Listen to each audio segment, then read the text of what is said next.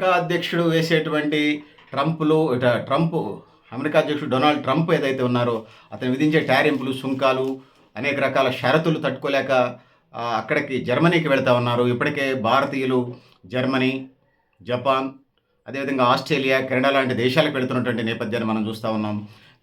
America యొక్క terms and conditions ఏ దేశాలు 184 దేశాల మీద వేశారు. సో ఈ ఊరికి ఆ ఊరు ఎంత దూరమో, ఆ ఊరికి ఈ ఊరు అంత దూరం చందంగా పరిస్థితి తయారైంది.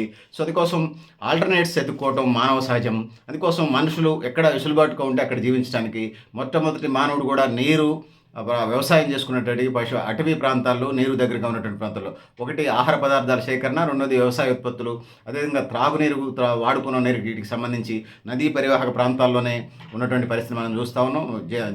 అనేక నాగరికతలు ఆ ప్రాంతాల్లోనే వెలిసాయి. మీరు మెసొపటోమియా నాగరికత, హరప్పా నాగరికత, సింధు నాగరికత ఇవన్నీ నదీ పరివాహక ప్రాంతాల్లోనే వెలిసినాయి. కాలాలు దూకొని వ్యవసాయాలు చేశారు. అనేక టెక్నాలజీతో కూడినటువంటి ఆ రోజుల్లోనే క్రీస్తు పూర్వం కొన్ని వేల సంవత్సరాలకు ముందే ఆ విధంగా మనం ముందుకు వెళ్ళినటువంటి పరిస్థితిని మనం చూస్తూ ఉన్నాం. సోదరులారా, సోదరిమణులారా, సో అమెరికా విధించేటువంటి ఇది, నేను పుట్టకపోతే నువ్వెవరిని చేసుకుంటావు అన్నదట ఒక ఆవిడ. అంటే మా అమెరికా తప్ప మీకు దిక్కు లేదనేటువంటి ప్రపంచానికి ప్రత్యామ్నాయాలు వెతుకుతున్నటువంటి నేపథ్యాన్ని మనం చూస్తూ ఉన్నాం. అనేక మంది ఎక్స్పర్ట్స్, నిష్ణాతులు ఏ రంగాలకు అవసరమైనాయో అది భారతీయ సమాజం చేస్తుంది. సో మిగతా దేశాలు వాళ్ళ దేశ కాలమాన పరిస్థితికి అనుకూలంగా వ్యవహరిస్తారు. ఇండియా అయితే ఎప్పటికీ అప్రమత్తమైంది. దౌత్య కార్యాలయాలు, ముఖ్యంగా ఎడ్యుకేషను గైడ్లైన్స్ ఇచ్చేవాళ్ళు, కెరీర్ గైడెన్స్ ఇచ్చేవాళ్ళు, ఎక్కడెక్కడ ఏ ఉపాధులు ఉన్నాయని తెలుస్తుంది. మనం గూగుల్లో కానీ నెట్లో మనకి వెళ్ళినప్పుడు ఈ అంశాలన్నీ ఎక్కడెక్కడ ఏ అవకాశాలు ఉన్నాయో ఆ వైపుకి వెళ్తున్నారు. సో ఇప్పటికీ అక్కడ స్థిరపడ్డోళ్ళు పోను ఇక అమెరికాకి సంబంధించి వదిలేశారు. ఇప్పుడైతే అక్కడ పోయి అక్కడ అమెరికా లేకపోతే మేము బతకలేని పరిస్థితి నుంచి బయటకు వచ్చారనేది మనం చెప్పుకోక తప్పదు. సో అమెరికా ఎన్నికలకు ముందు మన భారత ప్రధానమంత్రి మోడీ వెళ్ళారు. సో అన్ని ఒప్పందాలు ఏం జరిగినా కూడా 26% మనకి టారిఫ్ విధిస్తూ ఉన్నారు. సో దానికి ముందు అట్లే ఇట్లాంటి అన్ని ఎన్నికలైన తర్వాత ఎన్నికలైన దాకా ఎన్నికల తర్వాత ఒక పద్ధతిగా ఉన్నది. వాడెక్కిందాక వాడమల్లయ్య, వాడ దిగిన తర్వాత బోడి మల్లయ్య. సొంతంగా ఎన్నికలైపోయి గెలిచిన తర్వాత డొనాల్డ్ ట్రంప్ తన విశ్వరూపాన్ని ప్రదర్శిస్తూ ఉన్నాడు. ఎప్పుడు దీర్ఘకాలికంగా అమలు చేయాల్సింది ఒక్క రోజులోనే చేస్తున్న వాళ్ళు ఎన్నికల మేనిఫెస్టోలో పెట్టినా, ఎప్పుడు రాజకీయ నాయకులు ఎప్పుడు ఎన్నికల మేనిఫెస్టోలోనే పెడతా ఉంటారు. కానీ ఇంత కఠినంగా ఇంత మిలిటరీ క్రమశిక్షణతో అమలు చేస్తారని మనం చెప్పలేం. ఇట్లాంటి పరిస్థితులు ఉన్నాయనేది నేను తెలియజేసుకుంటున్నాను పెద్దలారా, మిత్రులారా. సో అమెరికా ఇలాంటి పరిస్థితులు విధించిన నేపథ్యంలో జర్మనీలో అవకాశాలు ఉన్నాయి. అదేవిధంగా యూరోపియన్ కంట్రీస్ సుమారుగా 19 నుంచి 22 దేశాలు పైగా దేశాలు ఉన్నాయి. అక్కడికి వెళ్ళి ఉపాధి మార్గాలను పెంచుకునే ప్రయత్నం అయితే భారతీయ సమాజం, యువత అటువైపు చూస్తున్నట్టుగా మనకు కనిపిస్తూ ఉన్నది. సో నేను పుట్టకపోతే నువ్వెవరిని చేసుకుంటే చందంగా కాకుండా, నువ్వు పుట్టకపోయినా పుట్టినా నా పని నేను చేసుకుంటూ పోతాను, పెళ్లి చేసుకోవాల్సి వచ్చినప్పుడు అప్పుడున్న వాళ్ళని చూసి చేసుకుంటారన్న చందంగా భారతీయ యువత, ముఖ్యంగా భారతీయ కార్మిక వర్గం విదేశాలకు వెళదాం అనుకున్న వాళ్ళు యూరోపియన్ కంట్రీస్కి, జర్మనీ కూడా యూరోపియన్ కంట్రీలకి సంబంధించి ఐరోపా ఖండానికి సంబంధించింది అని మనం చెప్పుకోవచ్చు. సో ఐరోపా భాష, జర్మనీకి సంబంధించినటువంటి భాషను కూడా నేర్చుకునే ప్రయత్నం ఉంది. అదేవిధంగా ఇంగ్లీషు, లేకపోతే ఆ దేశాలు ఒకటి మాతృభాష ఉంటుంది, రెండోది ఉపాధి భాష ఉంటుంది. ఏ దేశంలో ఉపాధి ఉంటే ఆ దేశానికి సంబంధించిన భాష నేర్చుకోవటం, స్పోకెన్ ఇంగ్లీష్ కోర్స్ లాగానే స్పోకెన్కి సంబంధించిన ఏ భాషకు సంబంధించి అది నేర్పేటోళ్ళు తయారయ్యారు. అంటే నేర్పే ట్రైనర్స్ ఉన్నారు. సంవత్సరం నుంచి 2 సంవత్సరాల ట్రైనింగ్, ఇతర స్కిల్ డెవలప్మెంట్ ప్రోగ్రామ్స్ నేర్చుకుంటూనే ఆ దేశంలో నివసించడానికి సంబంధించి ఆ భాషను ఉపాధి భాషగా నేర్చుకున్నటువంటి సందర్భాన్ని మనం చూస్తున్నాం. మన తెలుగు ప్రాంతానికి సంబంధించి లేకపోతే హిందీ బయటకు వచ్చినప్పుడు హిందీ నేర్చుకునేటువంటి సందర్భాన్ని మనం చూస్తున్నాం. ఆ విధంగా మనం ముందుకు పోతున్నాం అనేది తెలియజేసుకుంటున్నాను. సో ఒకటి మాతృభాష, ఎవరు మాతృభాషను రక్షించుకోవాలి. దాంతో పాటుగా మళ్ళీ ఉపాధి భాష ఏదైతే ఉందో, బతుకు తెరువుకు, ఉద్యోగానికి, ఉపాధికి సంబంధించి ఆ భాషను కూడా నేర్చుకోవాల్సిన అవసరం ఉందనేది ఇక్కడ నేను ఈ సందర్భంగా తెలియజేస్తున్నాను. సోదరులారా, సోదరీమణులారా, ఇక ఆర్టిఫిషియల్ ఇంటెలిజెన్స్, కృత్రిమ మేధాకి సంబంధించి వచ్చినప్పుడు ఇప్పటికే అమెరికాతో పాటుగా కెనడా, ఆస్ట్రేలియా, లేకపోతే సింగపూర్, వివిధ దేశాలు, జర్మనీతో సహా వివిధ దేశాలకు సంబంధించి మన ఎక్స్పర్ట్స్ ఆయా దేశాల్లో అవకాశాలను చోట వెళతా ఉన్నారు. అక్కడికి వెళ్ళి ఉపాధి భాషగా ఆయా భాషలు నేర్చుకుంటూ అక్కడ ఉపాధి పొందుతూ ఉన్నారు. వాళ్ళు ఆ విధంగా సెటిల్ అవుతూ ఉన్నారు. కొంత స్వదేశానికి కూడా నిధులు పంపించి ఎన్ఆర్ఐ పేర్లతోని పెట్టుబడులు పెట్టేటువంటి పరిస్థితి మనకు కనపడతా ఉంది. ఆ విధంగా సమాజం ఎప్పుడూ ముందుకే పోతుంటుంది, ఎంతో కొంత ముందుకు పోతుందంటే డాబా మెట్లు ఎక్కినట్టు కాదు.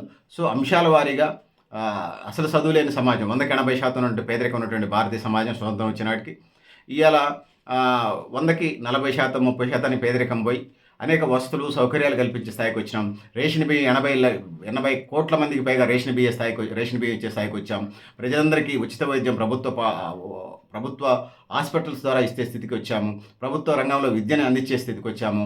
ఆ విధంగా అన్ని రంగాలకు సంబంధించి వెల్ఫేర్ స్కీమ్స్ అమలు చేసే స్థితికి వచ్చాము. ఆ విధంగా దేశాభివృద్ధికి బాటలు వేస్తూ, అంటే ప్రజలు ఎప్పుడు కొంచెం ముందుకు పోతూ ఉంటారు. జరగాల్సినంత జరగలేదనే దాని మీద మాకు అభిప్రాయం ఉన్నది, కానీ అసలు జరగలేదని మాత్రం అనలేదు, భవిష్యత్తులో కూడా. సోదరులారా, సోదరిమణులారా, ఇది ఒక దేశం కాదంటే మరిన్ని అవకాశాలు ఎదుర్కొనే పరిస్థితి అయితే మనం ముందుకు పోతామని తెలియజేస్తా ఉన్నాను. సో సోదరులారా, సోదరిమణులారా, మనం అనగానే సాఫ్ట్వేర్ ఇంజనీర్లు, కృత్రిమ మీద, పాలిటెక్నిక్, లేకపోతే ఏమంటారు రోబోటిక్, ఈ కోర్సులే కాకుండా అనేక రకాల కోర్సులు ఉన్నాయి. వాటిని నేర్చుకొని ఉపాధి మార్గంగా, ఉద్యోగం మార్గంగా ఇతర దేశాలకు వెళ్ళి ఏమీ రానటువంటి డ్రైవర్లు కూడా దుబాయ్ లాంటి గల్ఫ్ కంట్రీస్కి వెళ్తున్నటువంటి పరిస్థితి మనం చూస్తూ ఉన్నాం. సో ఇళ్లలో పనిచేసే వర్కుల కోసం కూడా వెళుతున్నటువంటి పరిస్థితి, చదువు వచ్చినా చదువు రాకపోయినా ఉపాధి మార్గాలు ఉన్నప్పుడు మనం వెళ్తూ ఉన్నాం. సో ఆ విధంగా వీసాల, పాస్పోర్ట్లు, దౌత్య అధికారుల పేరుతోని ఆ విధంగా ముందుకు వెళ్ళే పరిస్థితి మనం చూస్తున్నాం. సోదరులారా, సోదరిమణులారా, ఇప్పటికే ఇండియా జర్మనీకి సంబంధించి 20,000 నుంచి 90,000కి వీసా పర్మిషన్కి సంబంధించి, వాటికి సంబంధించి, విదేశాలకు సంబంధించి అక్కడ వెళ్ళి చదువుకోవడానికి, ఉపాధి అవకాశాలకు సంబంధించి ఇప్పటికే పర్మిషన్ అడుగుతూ ఉంది. సో ఆ విధంగా భారతదేశ దౌత్య కార్యాలయాలు ప్రపంచవ్యాప్తంగా ఉన్నాయి, అవి పనిచేస్తూ ఉన్నాయి. ఎక్కడ ఉపాధి మార్గాలు ఉన్నాయో అక్కడ ఆయా దేశాల నుంచి ఇండియాకి సంబంధించి దాన్ని పంపిస్తూ ఉన్నారు. ఎవరైనా విదేశాలకు వెళ్ళే వాళ్ళు ఎవరైతే ఉన్నారో ఆ విదేశాలకు వెళ్ళే భారతీయ దౌత్య కార్యాలయాలు లింకప్డ్గా వెళితే ఇంకెక్కువ ప్రయోజనం జరుగుతుంది. ఏ దేశంలో ఏ పరిస్థితులు ఉన్నాయో కూడా వాళ్ళు చెప్పడానికి ఆస్కారం ఉంటుంది. మీరు గూగుల్లో, వెబ్సైట్లో చెప్పేయన్ని అచ్చం అవే నమ్మకుండా మీకు అక్కడ ఉండేవాళ్ళు కానీ, లేకపోతే భారతీయ దౌత్య కార్యాలయాల ద్వారా వెళితే ఎప్పుడైనా ఏదైనా కష్టం వచ్చినప్పుడు మళ్ళీ దౌత్య కార్యాలయాల ద్వారా మళ్ళీ వెనక్కి తెచ్చుకునే అవకాశం ఉంటుంది. ఆ విధంగా ఉపాధి అవకాశాల కోసం వెళ్ళేటువంటి వాళ్ళు ఆ విధంగా ముందుకు పోవాలని చెప్పేసి తెలియజేస్తాను. పెద్దలారా, మిత్రులారా, సో ఉపాధి అవకాశాలు, నేను ఇంతకుముందు భారతీయ సమాజం సముద్ర ప్రయాణం చేస్తే నష్టమనేవాళ్ళు. బ్రిటిష్ వాళ్ళు వచ్చిన తర్వాత అవన్నీ ఒట్టిదని పటాపంచలని తేలిపోయింది. కొన్ని వందల సంవత్సరాలు భారతదేశాన్ని పరిపాలించి దేశ సంపదనంతా దాచుకుపోయారు. సో 0.5% కూడా అభివృద్ధి సాధించలేదు ఈ దేశంలో. జాతీయ ఆదాయం కానీ, తలసరి ఆదాయం కానీ, అనేక ఆర్థిక నివేదికలు మనం చూసినప్పుడు బ్రిటిష్ వాళ్ళ పరిపాలనలో 0.5% కూడా గ్రోత్ రేట్ లేదనేది మనకి రిపోర్ట్ చెప్తున్నాయి. ఈ క్రమంలోనే 100కి 80 నుంచి 85% పేదరికం ఈ దేశంలో కొట్టుమిట్టాడింది. సో అధిక జనాభా, అదేవిధంగా నిరక్షరాస్యత, పేదరికం, త్రాగునీరు లేదు, లైఫ్ స్పాన్ 50 సంవత్సరాలు కూడా లేనటువంటి పరిస్థితిని చూస్తూ ఉన్నాం. ఆ విధంగా ఎటు చూసుకున్నా కూడా ఈ దేశానికి సంబంధించి, ఈ దేశ అభివృద్ధికి సంబంధించి బాటలు వేయటంలో వెనకబడి ఉన్నామని తెలియజేస్తున్నాను.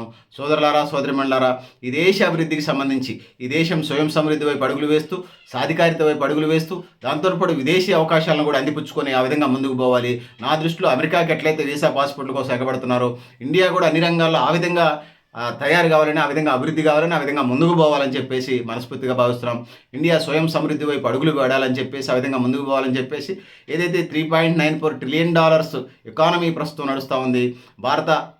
ప్రపంచం 200 దేశాల్లో ఇండియన్ ఆర్థిక వ్యవస్థ ఏదైతే ఉన్నదో అది టాప్ 5 ఆర్థిక వ్యవస్థగా పిలువబడతా ఉన్నది. ఇది $5 ట్రిలియన్ వైపు అడుగులు పెడుతున్నటువంటి నేపథ్యంలో ఇది కేవలం ఈ దేశంలో ఉన్నటువంటి పెట్టుబడిదారుల అభివృద్ధి ఒక్కటే కాకుండా ఈ దేశంలో ఉన్నటువంటి ఈ దేశ ప్రజల యొక్క నిజ ఆదాయాలు, ఈ దేశంలో అట్టడుగు వర్గాలు, ప్రతి చిన్న పేదవాడి ఆదాయాలు కూడా పెరిగినప్పుడు అదే నిజమైన అభివృద్ధిగా మేము భావిస్తున్నాం. ఈ దేశ అభివృద్ధి అటువైపు అడుగులు పడాలని చెప్పేసి, ఆ విధంగా ముందుకు పోవాలని చెప్పేసి మేము మనస్ఫూర్తిగా కోరుకుంటున్నాం. సోదరులారా, సోదరిమణులారా, ఈ దేశ సంపూర్ణ, సమగ్ర, సంతులిత అభివృద్ధిని మేము కోరుకుంటా ఉన్నాం. ఆ విధంగా దానికి ప్రణాళికలు, రూపకల్పనలు ఆయా పాలక వర్గాలు చేయాలి, దానికి సంబంధించినటువంటి ఎక్స్పర్ట్ చేయాలి, ఈ దేశ యువత ఆ వైపుగా ఆలోచన చేయాలి, జాతీయ భావాలు నరనరాన జీర్ణించుకుపోవాలి. స్వామి వివేకానంద చెప్పినట్టుగా, సుభాష్ చంద్రబోస్ చెప్పినట్టుగా, భగత్ సింగ్ చెప్పినట్టుగా, ఈ దేశ స్వతంత్ర సమర యోధులు చెప్పినట్టుగా ఈ దేశ సంపూర్ణ, సమగ్ర, సంతులిత అభివృద్ధి వైపు మనందరం అడుగులు వేయాలని చెప్పేసి, ఆ విధంగా ముందుకు పోవాలని చెప్పేసి మనస్ఫూర్తిగా కోరుకుంటున్నాం. పెద్దలారా, మిత్రులారా, మీరు కూడా మీ అభిప్రాయాలను కామెంట్ బాక్స్లో రాయని తెలియజేస్తూ, నేను గరిడేపల్లి సత్యనారాయణ, న్యూ లక్ష్య ఆర్గనైజేషన్. థ్యాంక్ యూ అండి.